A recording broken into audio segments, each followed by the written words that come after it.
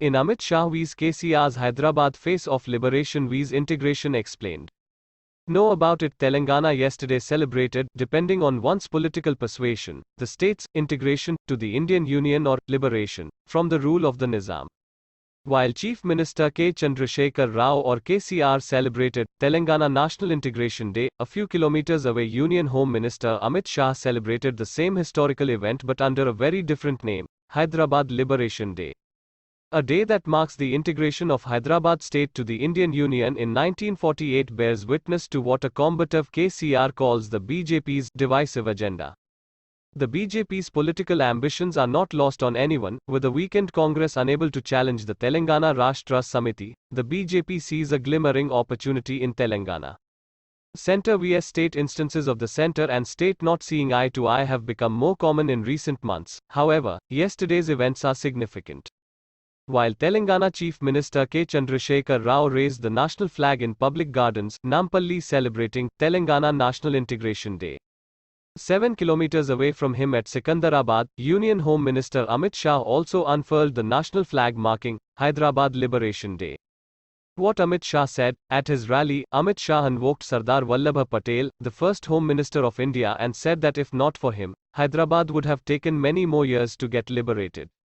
After so many years, there was a desire in this land that the Hyderabad Liberation Day should be celebrated with the government's participation. But unfortunately, 75 years are over and those who ruled this place could not dare celebrate Hyderabad Liberation Day due to vote bank politics, Mr. Shah said.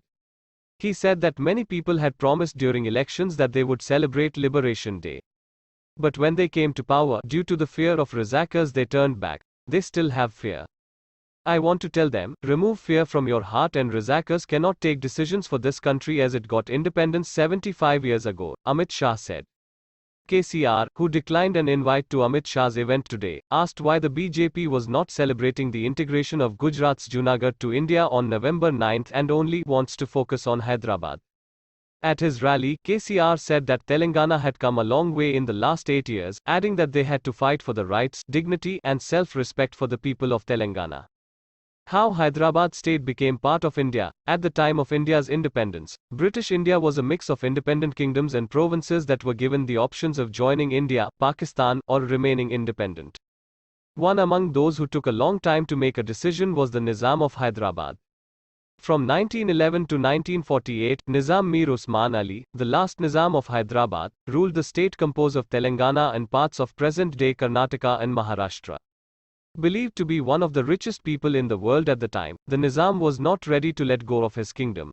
Meanwhile, the majority population of Hyderabad state was far from enjoying the same kind of wealth as the Nizam did. The feudal nature of the state at the time caused the peasant population to suffer high taxes, indignities of forced labor, and various other kinds of exploitation at the hands of powerful landlords. There was also a demand by the Andhra Jan Sangham for Telugu to be given primacy over Urdu. By the mid-1930s, apart from a reduction in land revenue rates and the abolition of forced labor, introducing Telugu in local courts became another important issue. Soon after, the organization became the Andhra Mahasabha, AMS, and communists became associated with it. Together, the two groups built a peasant movement against the Nizam that found local support. WHO with the RAZAKARS, in response to an uprising in July 1946 against forceful land acquisition on the part of a hereditary tax collector named Visnu Ramachandra Reddy. By October 1946, the Nizam banned the AMS. A close aide of the Nizam, Qasim Razvi, leader of the Ittihad-ul-Muslimin, became closely involved in securing the Nizam's position.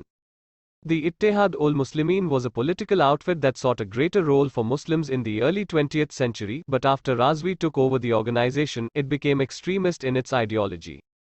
It was under him that a militia of the Razakars was formed to suppress the peasant and communist movement, launching a brutal attack.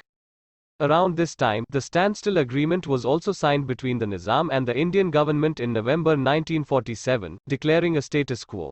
This meant that until November 1948, the Nizam could let things be as they were and not finalize a decision as negotiations with the Indian Union continued.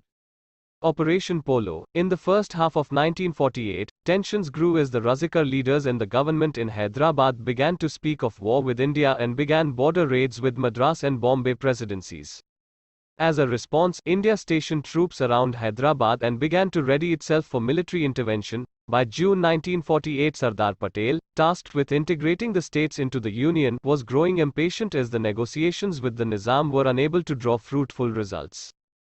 With the Nizam importing more arms and the violence of the Razakars approaching dangerous proportions, India officially launched Operation Polo on September 9 and deployed its troops in Hyderabad 4 days later.